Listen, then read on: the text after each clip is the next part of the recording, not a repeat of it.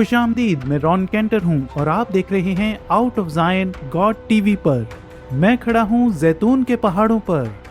ये वो जगह है जहाँ की न सिर्फ यीशुआ ने बहुत हैरत अंगेज तालीम दी, बल्कि अपने आखिरी वक्त का मंजरनामा पेश किया। मत्ती 24 बाब में ये वही जगह है जहाँ वो वापस आने वाले हैं। मेरे पीछे यरूशलेम का कदीम शहर है और आप वहाँ एक दरवाजा देख सकते हैं जो सुनहरी दरवाजा कहलाता है। हमारा ईमान है इसी जगह पर यीशु अल मसीह आने वाले हैं और अपनी बादशाही कायम करेंगे। करीबन 500 साल पहले एक शख्स था जिसका नाम सुलेमान हुआ करता था, अजीम और शान, पर वो जादूगर हरगिज न था। दरअसल वो उस्मानी हुक्मरान था और उसने पशोपेश में क्या कर डाला। उसने कहा कि मैं नहीं चाहता कोई यहूदी शख्स यहाँ पर आए और मसीह बनने का दावा करे और उस दरवाजे से गुजरे। मैं इस दरवाजे को हमेशा के लिए बंद कर दूंगा और मजीद हम यहाँ पर इस दरवाजे के सामने एक कब्रिस्तान बना देंगे, क्योंकि कोई भी मोमिन यहूदी दफनाए गए मुर्दों पर कदम रखकर पाक नहीं रह सकता।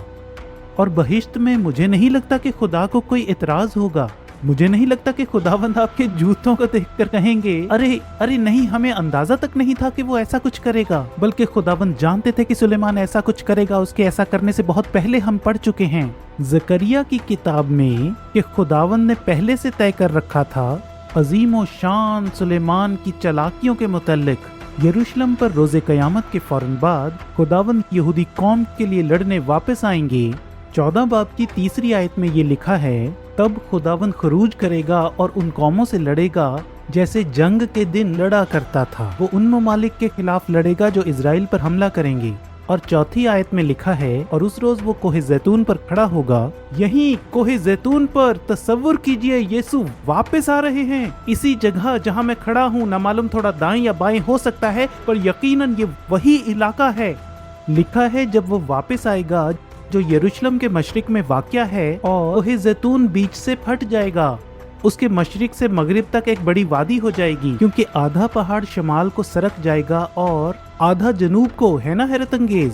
खुदावन को कबल ही मालूम था कि सुलेमान नाम का एक अजीम बादशाह होगा जो खुदा के मंसूबे को रोकेगा। जानते हैं खुदा ने क्या कहा? मैं एक जलजला भेजूंगा, आधा एक तरफ और आधा दूसरी तरफ, और यीशु अल मसीह यरूशलेम में दाखिल होंगे और बादशाहत का ताज पहनेंगे।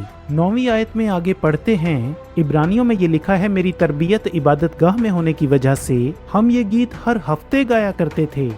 देओ माओ ईए अदोनाए इखा। 9वीं आयत में लिखा है, खुदावंद सारी दुनिया का बादशाह होगा। उस रोज एक ही खुदावंद होगा और उसका नाम वाहिद होगा। यकीनी तौर पर आप god.tv पर जाएं कि आपका कोई भी सिलसिलेवार छूट न जाए, और आप मुझसे मुखातिब हो सकते हैं roncantor.com पर। शालोम इजरायली सरजमीन से। Please follow Ron on Twitter and Facebook @RonSCantor to find out more about Ron and his ministry. For more information on God TV and the Out of Zion programs, or to view these programs again, go to god.tv/Zion.